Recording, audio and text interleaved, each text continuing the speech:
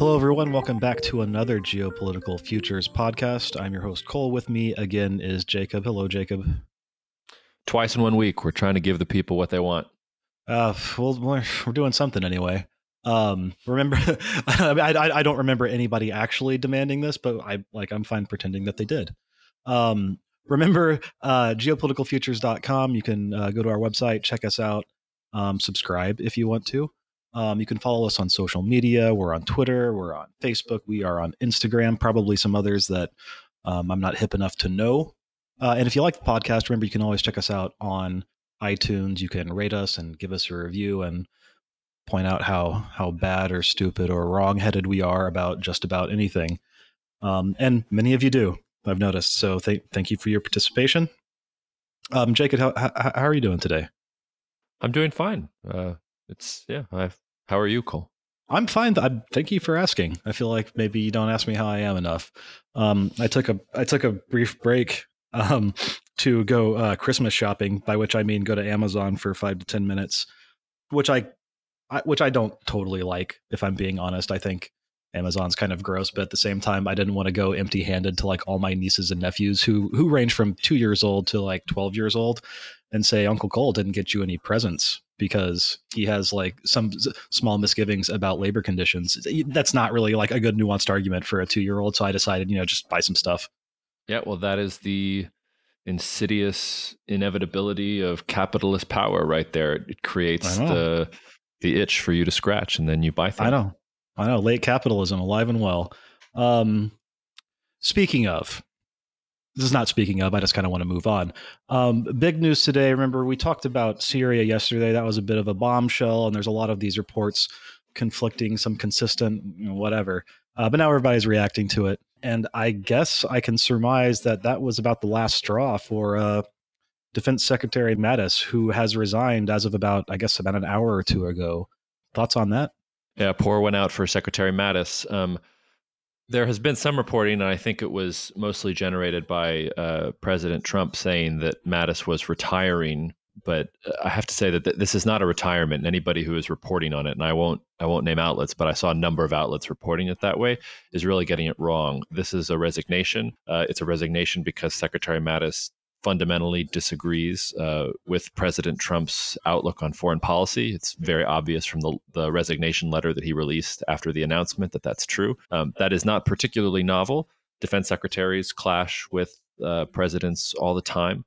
But I think it is important to say that, Secretary Mattis and President Trump just simply weren't seen eye to eye, and Syria was probably the last straw there.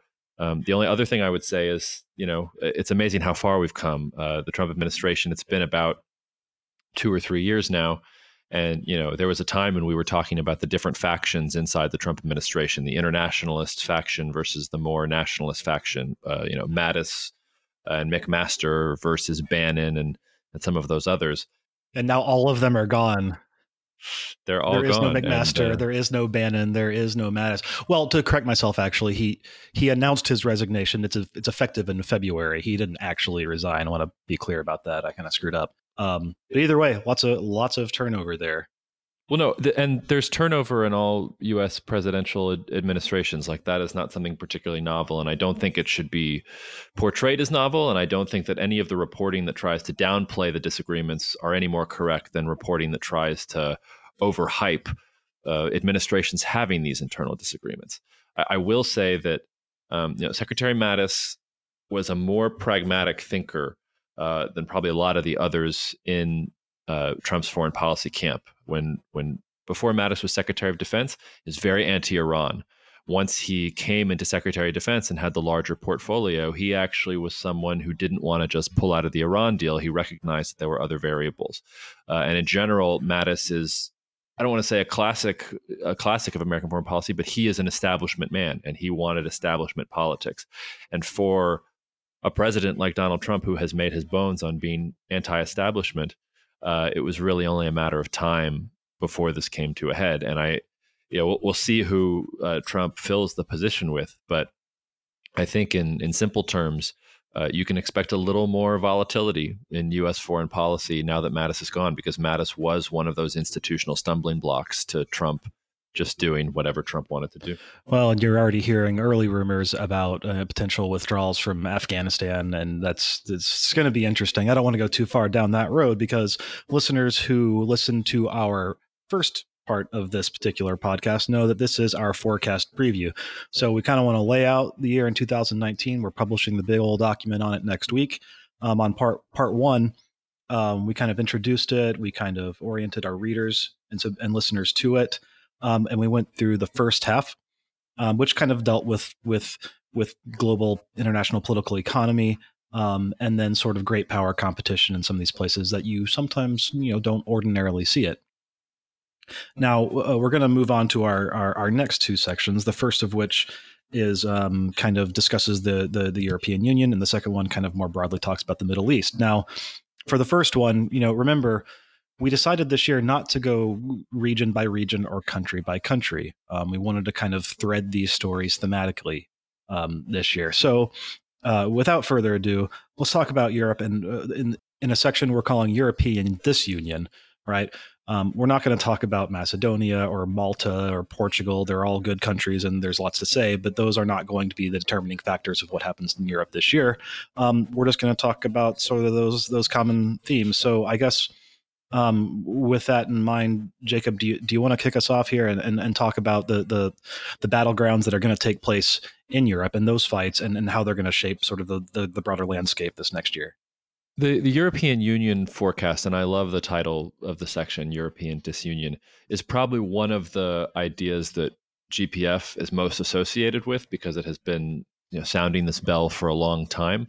And one of the things that strikes me is that it is weird to be on the periphery of an argument or for people to characterize your argument as out there or radical. And then over a period of 5 to 10 years for that argument to become commonplace. And that is what has happened with the European Union. If you had said to someone, 10, well, let's say 11 years ago, so you got to get before the 2008 financial crisis.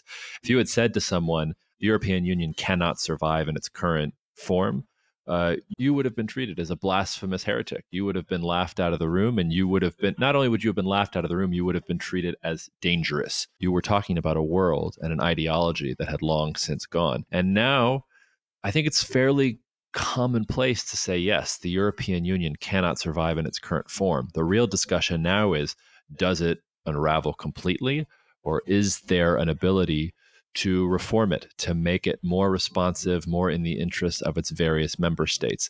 And that will define Europe in 2019. I think it will define Europe for a number of the years ahead. The earliest instance that I can find in sort of the greater GPF universe materials, I remember George said, it was in 2005, I believe, when the European Union expanded to include, I can't remember all the new countries that they got, but it was also the Baltics.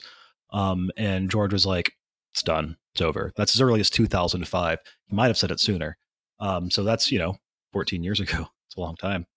It is a long time, and I think one of the things that we really saw, and one of the reasons that gets lost in the way that Europe is covered here, is this is really about a fundamental change in the balance of power in Europe. The European Union was really defined as a French-led integration project that was supposed to make it impossible for another world war to begin on the European continent again. And for a long time, France was, let's call it, the dominant power in the European Union. And that was true even up until after the Soviet Union fell.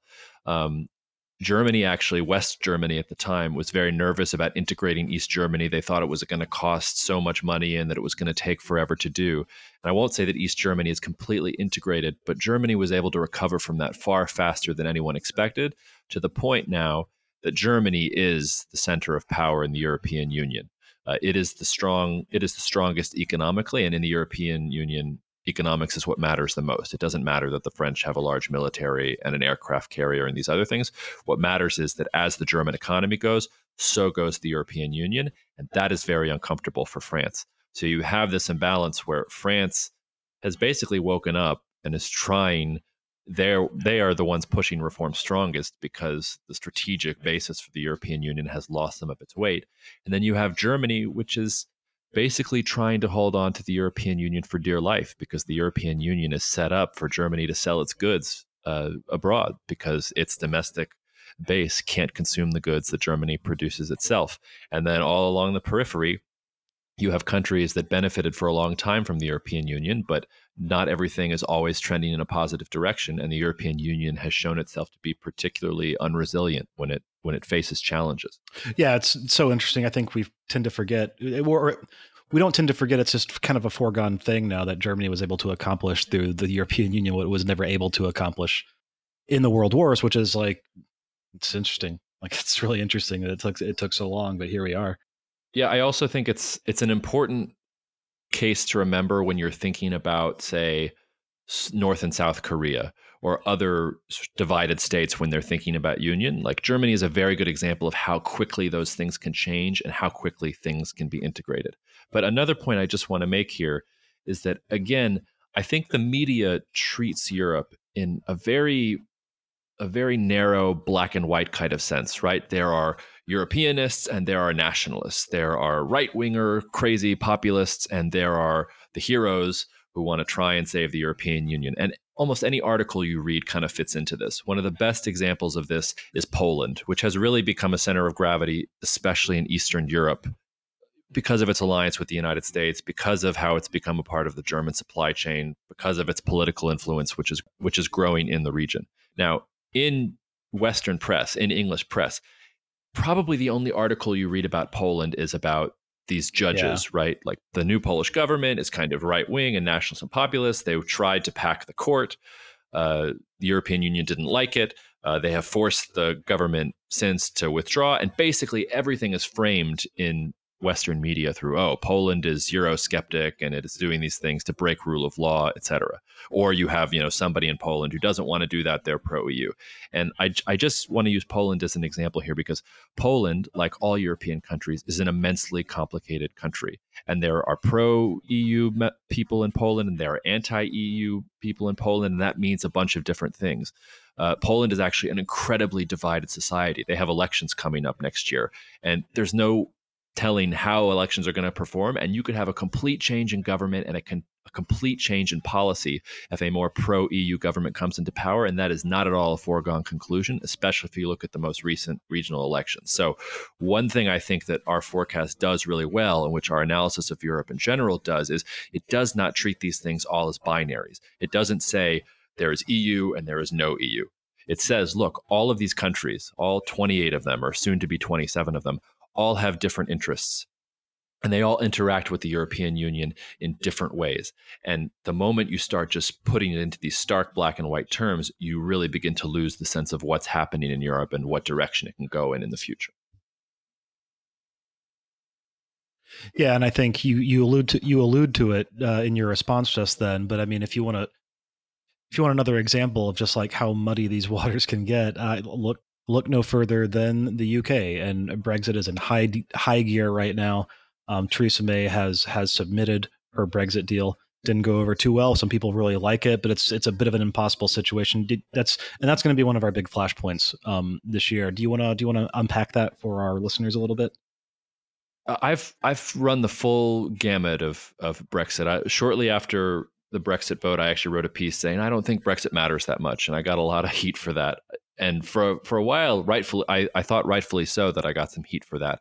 And honestly, the longer these negotiations and the longer this political melodrama continues on, I actually begin to go back to that original point, which is I'm not sure that the act of the UK leaving is actually that big of a deal. I think it gets an oversized amount of coverage because it's dramatic. It gives journalists something to talk about. It's very easy to latch onto. Well, what I was going to say too, and I think, and you heard small rumblings about this at the beginning, and I think this is probably where you're going with this response, but it's not just the fact that the UK is leaving the EU and neither of them can live without each other. They can. They did before, and they will again. It's more about what the departure of the United Kingdom does to the United Kingdom itself, which I thought much more fascinating. And you heard some people talking about that in real time, but they weren't very loud about it. In that sense, the European Union reflects its member states, which is a number of European countries are deeply divided. And you are seeing establishment politics fail in a number of these countries because they have not fulfilled promises or been able to rule effectively to the people. So you see this in France, you see this in Germany, where Chancellor Merkel is no longer the head of her own party. The only country I can really think of in Europe that is united around a single leader is Viktor Orban in Hungary. And even then, there's a great deal of domestic political opposition. So the UK is no stranger to this. The UK has deep divisions, and Brexit has let those divisions out for a great deal of fresh air. You have to remember that the United Kingdom, the countries that make up the United Kingdom, united in the first place, except for Northern Ireland. That was a different story. But the rest of them, it was for economic benefit. And if the economic benefit goes away, and if a country like Scotland feels like, A, that the economic benefits are not serving them anymore, and B, that there is an element of tyranny, that they are having to take orders from London that they don't want to take, that can definitely weigh on the internal unity of a country like the United Kingdom, which, like the Euro, well, it's a union, right? Like the unions are not permanent things; they have to be sustained over time.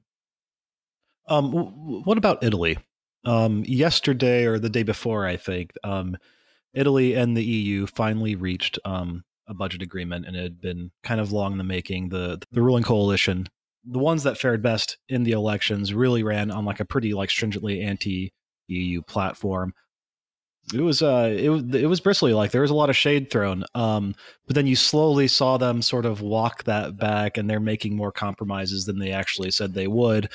And they said they claimed they were going to stand their ground on the budget, and they've reached a compromise nonetheless. Can you explain what those provisions are, and why that may or may not lead to less drama between Brussels and Rome? Yes, I mean, in some ways, it's typical Italian politics, right? But Italy is fun to watch from that point of view. But look, the problem with Italy is that Italy is like the Harvey Two-Face of European countries. It has a north and it has a south, and they're basically, in terms of quality of life and in terms of daily life, they're two separate countries. Northern Italy is much more like Germany and the rest of the richest parts of Europe. Southern Italy is much more like Southern Europe and has chronically low growth, chronically high unemployment, all of these types of things. And that has always weighed down on Italy. And for, I mean, over a decade now, they've had chronically low growth rates. They have had a banking sector that they've managed to keep going, but for a while their non-performing loans were approaching 20%, and they've managed to address some of it, but not all of the issues. And it raises concerns that you could have a sort of second Greece situation play out in Italy. But I think the deeper point here, and the deeper point to keep in mind, both in 2019 and going forward, the European Union is drawing a hard line with Italy, and it's not just because of the budget deficit rules. France has violated budget deficit rules for years from the European Union, and the European Union has not taken this step. I think what the European Union here is doing is it is trying to assert authority. It needs to know that what the European Union says is going to fly. And when you go back to thinking about what Brussels is and who its masters are, again, I think you have to think about Germany and France at the center of this. It is designed to make sure that A, Europe doesn't go to war again, but B, the main countries that started this were Germany and France. And so even if you think the European Union is a multilateral organization, it is not an organization that pursues the best interest of everyone equally in the bloc. It pursues the best interests of, to one extent, those important founding members, Germany and France. And then to another extent, bureaucracy creates a life of its own. And Brussels over time wants more and more power, and that bureaucracy tries to get everything else to fall in line. So the major problem that you have here is that from Brussels and from the European Union's perspective, they don't want to have to bail out Italy. They don't want to have the rest of Europe there to make up for Italy's problems. And that's one of the reasons that your title is so apt, European disunion. If this were a real union, then yes, the burdens of these Italian non-performing loans, which were incurred in part so that Italians could buy German goods and be part of this economic system that was supposed to fix all of Europe's problems, then you would think that the burdens would be shared. Can you imagine if the United States federal government said, okay, like, actually, we don't want to bail out Florida, or we don't want to give federal money to Florida, but we will give it to California because why? Because of some budget deficit rule that we're only going to apply in a mixed way on one state versus another. It gets very complicated. Did you catch me napping? Did you sneak in a Batman reference? I guess I did. I did. I didn't even notice. I think the Harvey Two-Face thing, Italy. So yeah, you just do it like unconsciously. That's really Yeah. something. That's really so. Just don't even think about it. Just mindlessly thinking about Batman. Yeah, I'm not the hero Um. GPF deserves. I'm the hero that GPF needs. Oh my god. Oh my god. But I also just want to go back a second because I think that what I just said about Italy is also true in a sense of the United Kingdom, because I think the European Union has taken a very, very hard line with the United Kingdom. And I'm not sure that if in the long term that's going to work out for the European Union. I know that Ryan Bridges, who has appeared on this podcast and is sort of our main Europe analyst, disagrees with me on some of this. But I will say that I think the European Union has taken a very hard line in the UK, in part because it wanted to make other countries that might consider leaving think twice about the negative benefits of that. But I think that may end up backfiring because the European Union was never supposed to be a thing that it was going to be hard to leave. And the way the European Union is so afraid of what's going to happen just because one country leaves, I think speaks to just how fragile and volatile the union is. Well, and I think there might be something to be said, or I guess you tell me if there's something to be said about how you kind of use the example of Florida versus California. Like California is a top 10 economy in the world. You could make a case that push came to shove, the United States could, in this incredibly hypothetical and unrealistic scenario that we're laying out, could live without Florida's economic contributions, but not California. So is do the weight or importance of some of these countries matter more to Brussels? Does that like factor into it? And like Italy is the third largest economy in the European Union. We tend to forget about that sometimes, or at least I do. I like to say we and project out to my ignorance to other people when I say, oh, everybody kind of forgets this sometimes, but it's really just me. Yeah. Look, the key difference there is that Californians and Floridians are all Americans, and Italians and Germans are not together Europeans. That word doesn't actually mean anything, and that level of identification doesn't mean anything. What's happening in the European Union right now, it's not that the European Union is going to collapse this year, or even in the next, I wouldn't even say it's going to collapse in the next 4 to 5 years. It's not going to have this sort of cataclysmic unraveling, in my opinion. What's going on? Yeah, it's not about a wall coming down. Yeah, Yeah. it's not going to be that kind of thing.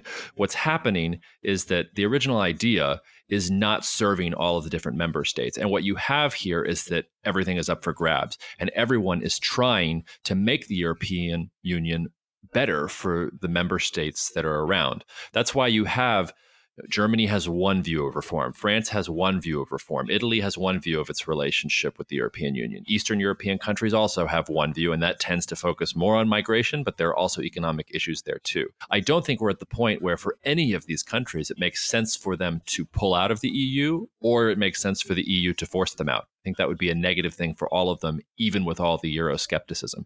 The point here is whether these 27 countries can create some kind of system that is in the best interests of all the countries involved, that can get buy-in from all the countries involved without coercive methods having to be taken, like the EU threatening to tax or the EU threatening to punish Italy something like 0.5% of GDP if it doesn't follow budget deficit rules. The European Union, when people talk about it, it is supposed to be this voluntary, democratic, liberal institution. And the moment you get Brussels saying, actually, the Italian government can't spend its money the way that it wants to and the way that is best for Italians because it violates some piece of paper in Brussels, are you even in the European Union anymore? What is that? That isn't the thing that it was supposed to be in the first place. And that's, I get in trouble sometimes from people who are very pro EU. And the ironic thing is, I'm not pro or anti EU. I just see that you have 27 different countries that have 27 different realities.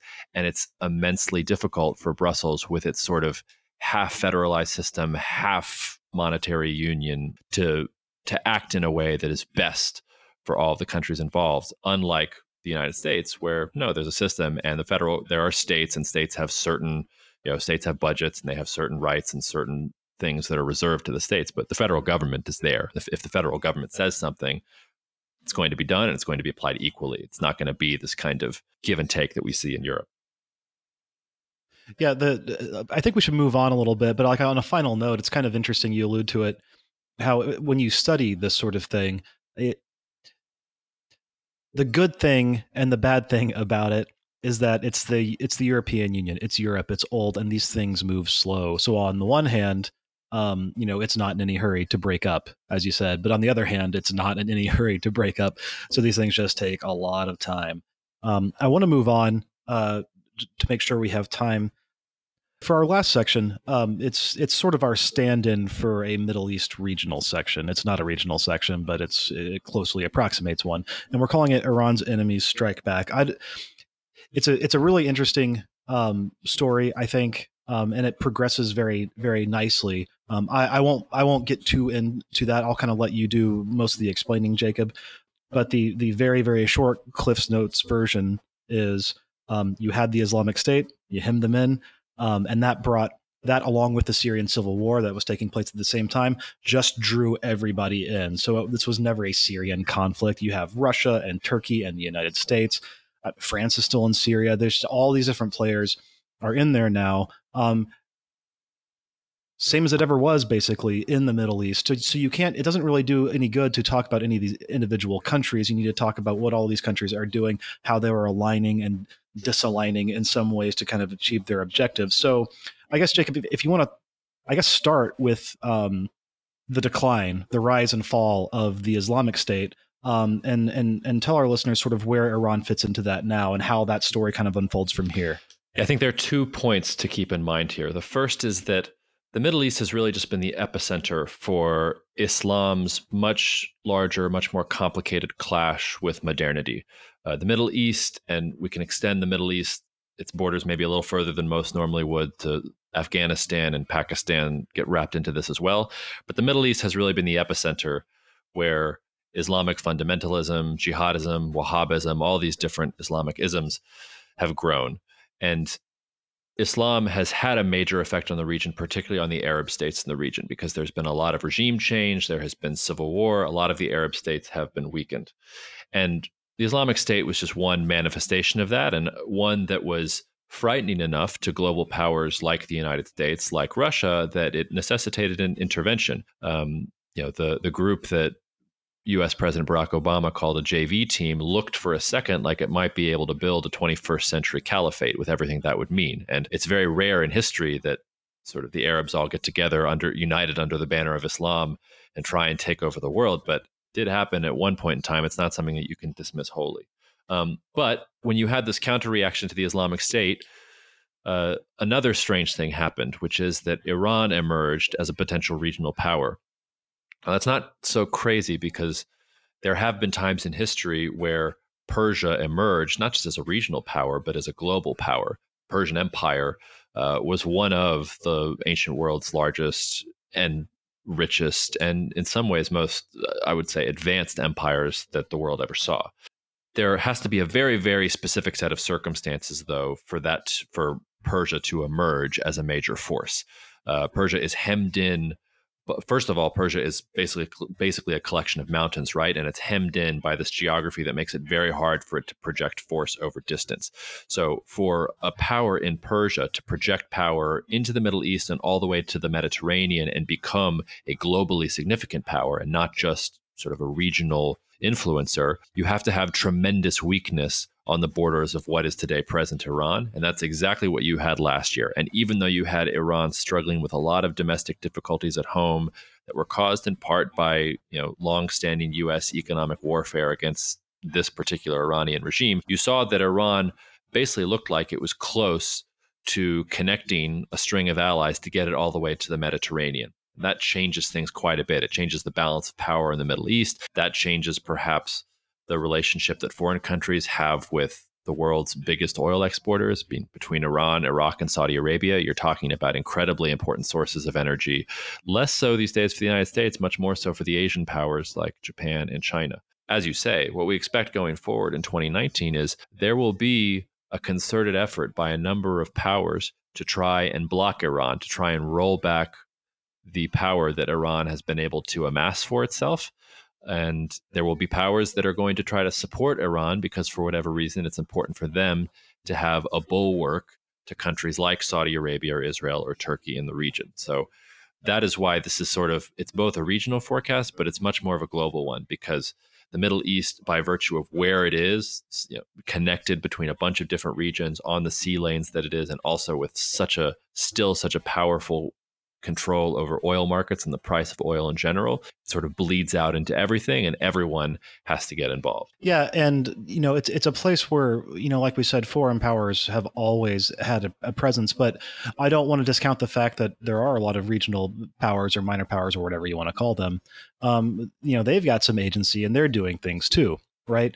So, Israel, like we saw Israel, like there are reports that Israel fighter jets were like in Lebanese airspace already. Over the past year, Saudi Arabia has been very, very active, not just in countering Iran, although that's kind of that's sort of its guiding principle. But I mean, it's a little bit bigger than that, because they blockaded Qatar. They essentially tried to, I don't know what you want to call it, but they basically like absconded with Lebanon's prime minister earlier this year. Like a lot of really strange things happen. So while you do have these outside powers going in, each one of these countries kind of has their own agenda and has their own things that they're trying to do, and it's like makes it complicated, right? But yeah, and Saudi Arabia is a globally significant power by virtue of its massive oil reserves and by virtue of the role that it plays as the religious center of the Islamic world. I mean, the holy sites are there, and that matters for the world's 1 billion plus Muslims.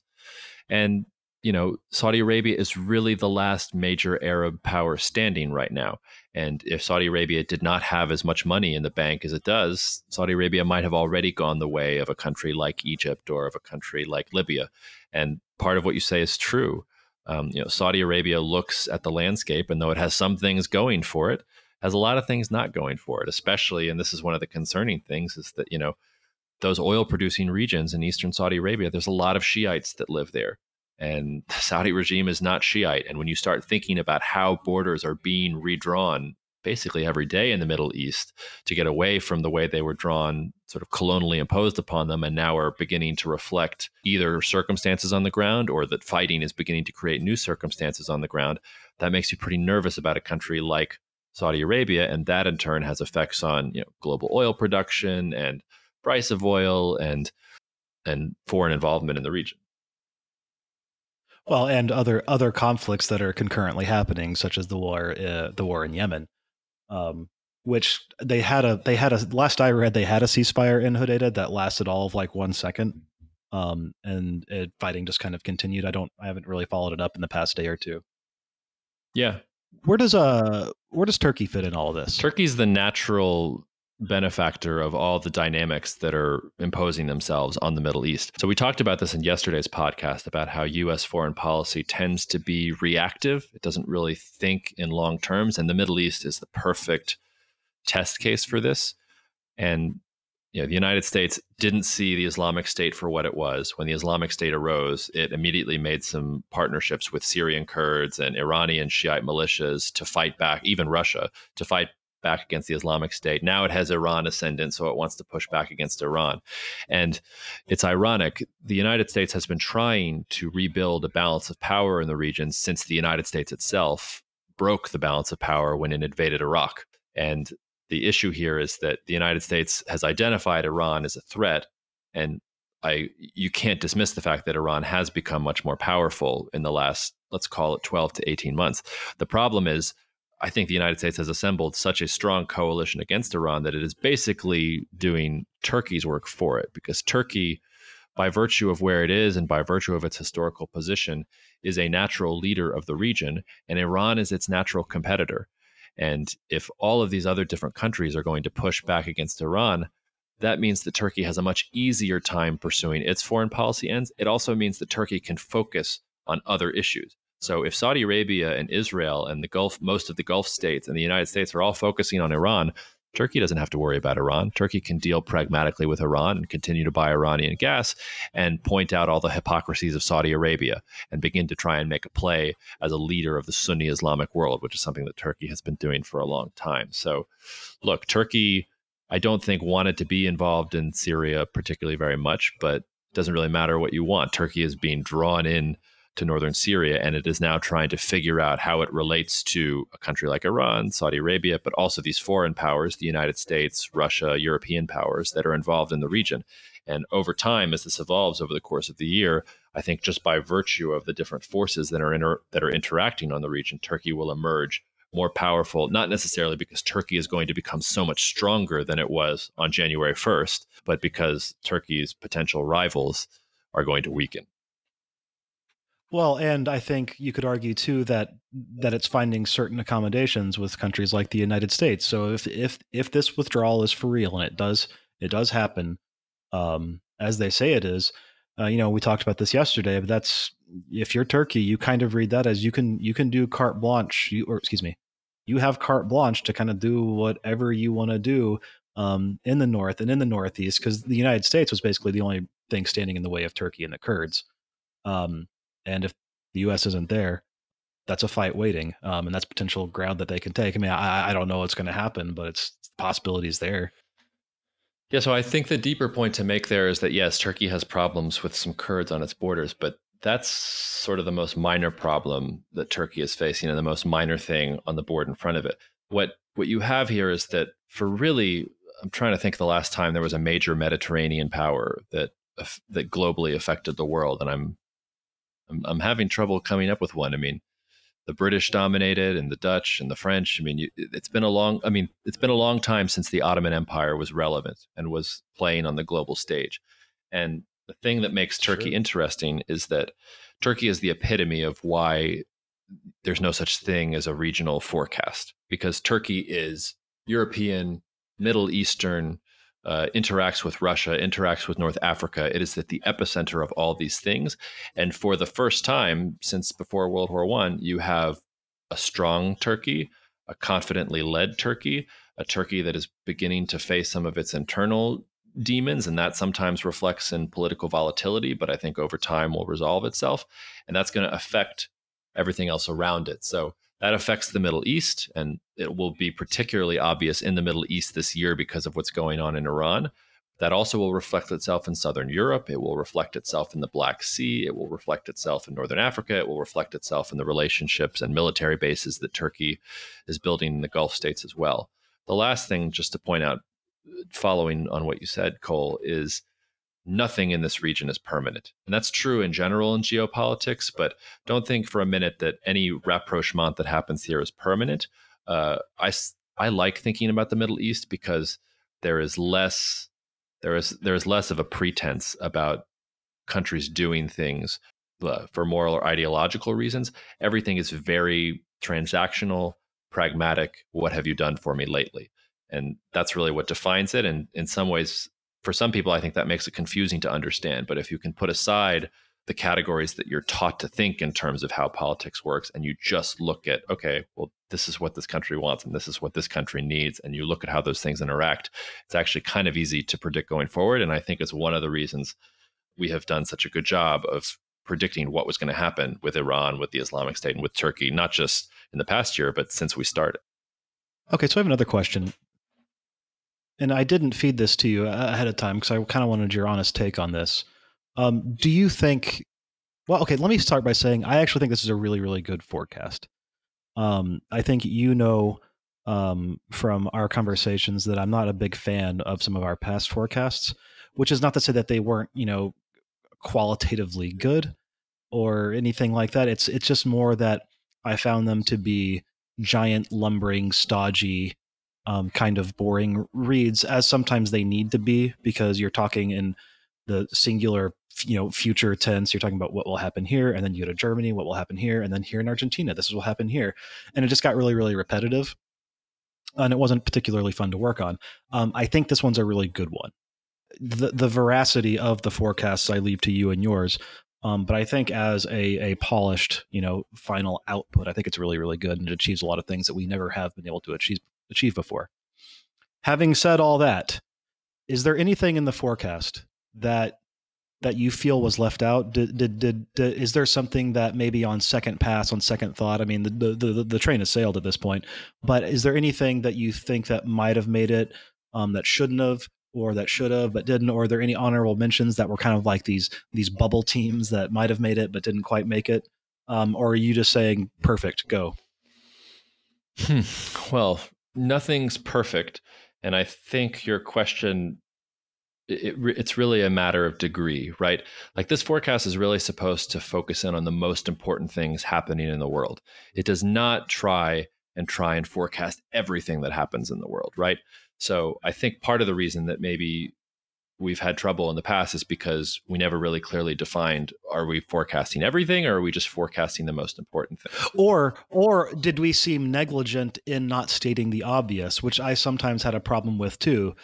So I think a good example of that would be, in issues past, it would say something to the effect of transnational jihadism will continue and they will strike at soft targets. Like, well, yeah, like we don't need an entire section dedicated to that. Like that's what they do. That is their hallmark. That is their legacy. That's their reason for being. So I always I mean, I don't know if you can afford not to say some of those things, but I thought it was unnecessarily repetitive and unnecessarily thorough, and sometimes if that sort of makes sense. It does, and I understand exactly what you're saying, and my honest answer to your question is no. I think from just a pure geopolitics perspective, we included the things that are going to be most important, and I don't really expect the things that got left on the cutting room floor to be important. That's why they didn't make it into this forecast. If I could give us one major critique, and this is a critique both of this forecast but also of our work in general, it is that we do not think enough about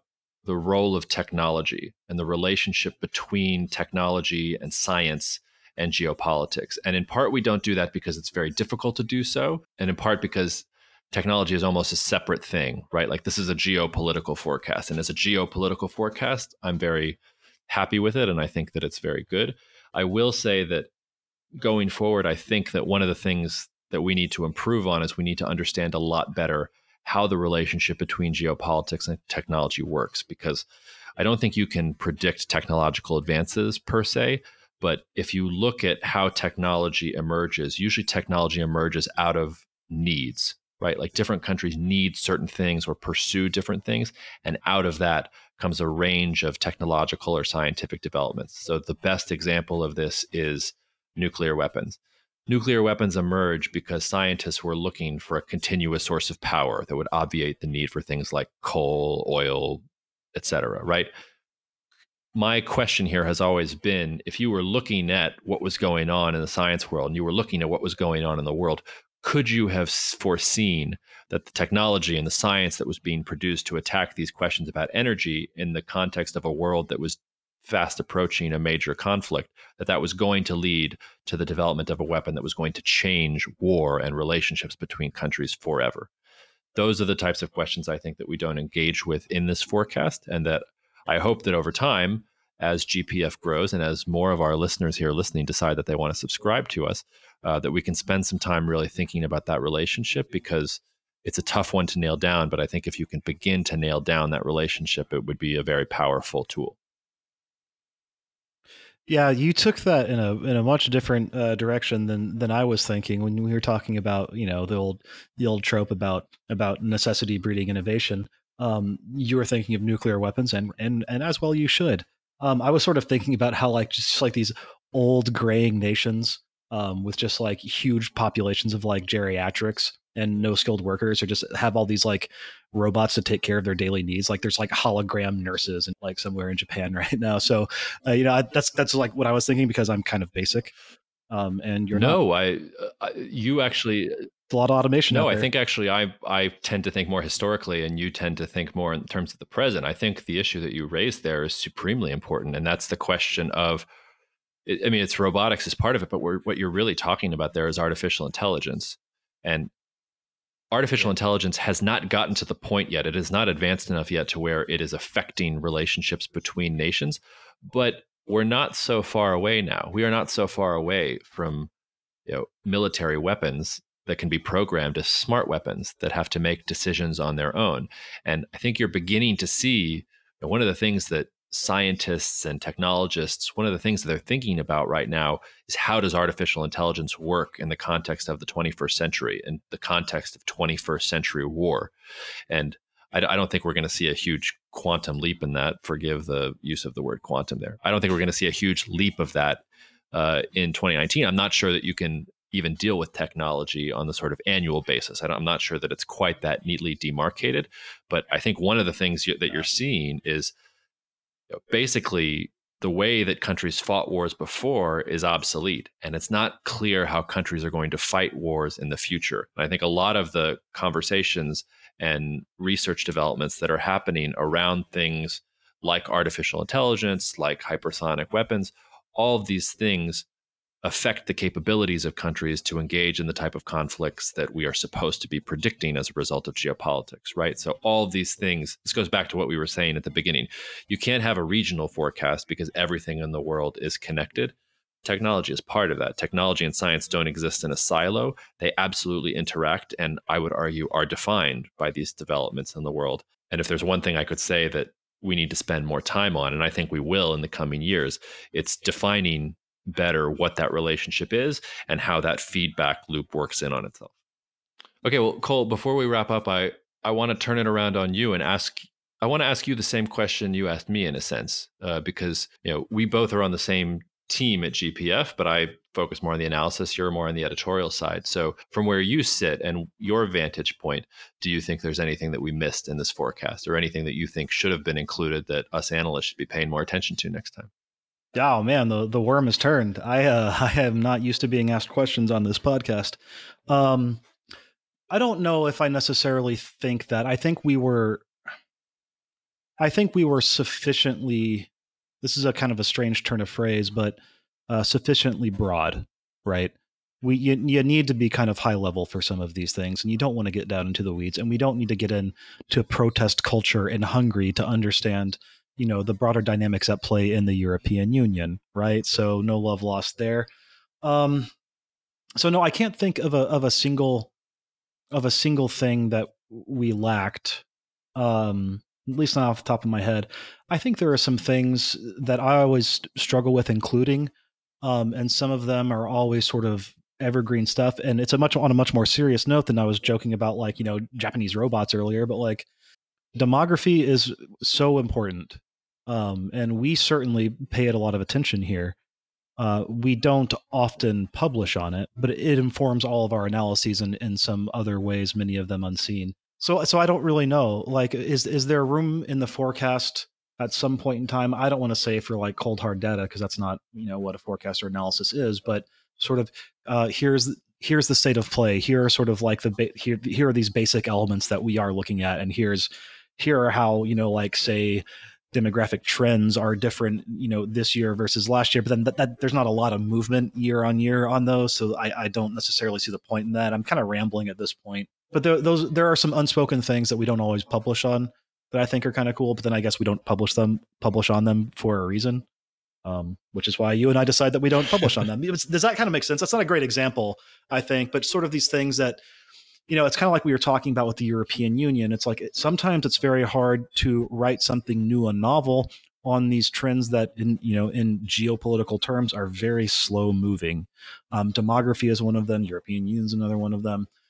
You allude to technological advancements, like that's true. There's always a tit for tat, and so some development over here and some sort of radar detection is going to beget some other weird little development, and that takes a year or two or three, and it just slowly builds. And so I don't know if there's a place for that in a published clean document, such as an annual forecast. I don't know. Does that kind of answer your question a little bit?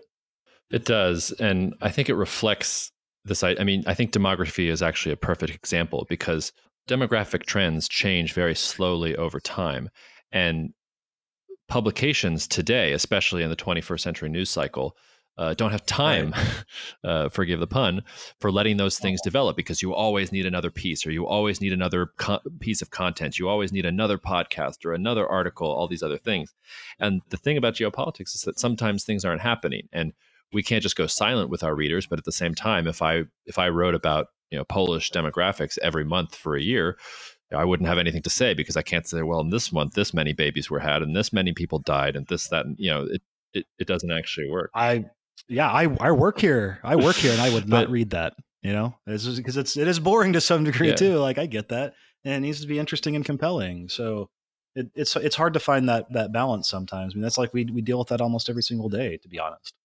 When do you publish on this? When does migration become a geopolitically relevant threat to X country or Y country? When does what when does a recession really matter, and when is it like not a big deal? It's these are questions we have to deal with almost every day. I think that's a really important point, and I guess this is a good place to close because I just want to say that the way that human beings organize time is completely arbitrary, right? Like we have to think in terms of different segments of time, whether it's days or months or years, because our brains have to process things that way. But in some ways, what we're doing here, it's an exercise in trying to define the developments that are going to happen within a certain span of 12 months. And I think it's really important to do that. But at the same time, geopolitics is not neat like that. It doesn't have chapters that begin on a certain day and end on a certain day and that can be easily codified. You have to present it that way so that people can understand it. But the thing that I would walk away saying for readers is keep in mind that if we're doing our jobs right, the thing that we are doing is not telling you on January 31st, a recession will begin in the United States, right? Like that's not the value add that we can give to you. The thing that we do is we're able to identify the forces that are going to affect things. And 12 months happens to be a long enough time frame to apply those forces and say, okay, here are some of the implications that you might be able to see over time.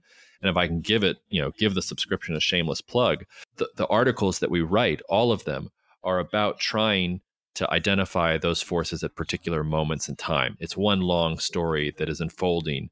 And even though we do put out this annual forecast, and it's a really good way of trying to think about what's going to happen in the next year, the much deeper challenge of trying to think in terms of geopolitics and the history of great powers and the history of politics in the world is seeing how everything connects and how things don't just have abrupt ends and abrupt starting points. Realities emerge out of realities, and you have to try and see the first signs of something that is changing rather than thinking that, you're going to end one chapter and begin another. Right. And some of these forces at play, you talked about calendar years, but the same applies for presidential administrations or even the creations of some of these countries. I mean, some of the dynamics going on in, like, say, Central Asia were there well before Stalin carved them up in some like really, really like strange and arbitrary ways. But that's a whole other can of worms. We don't need to get into the the demarcation of Central Asia. We'll do that for another podcast. In the meantime, you can always, as always, go back to geopoliticalfutures.com. Check us out. If you don't want to sign up for a subscription immediately, that's cool. I get that. Maybe get on our free list and sample the product and see if you like it. We're posting on social media. We're on Twitter. We're on Facebook. We're on Instagram. Jacob and I are as well. So check us out. I think maybe you'll like it. If you like what you heard today on the forecast too, we're publishing that next week. So it should be in our subscribers' inboxes just after the holidays. Jacob, thanks for taking the time. Listeners, thank you very much for taking the time. We'll see you next time. Bye all. Happy holidays.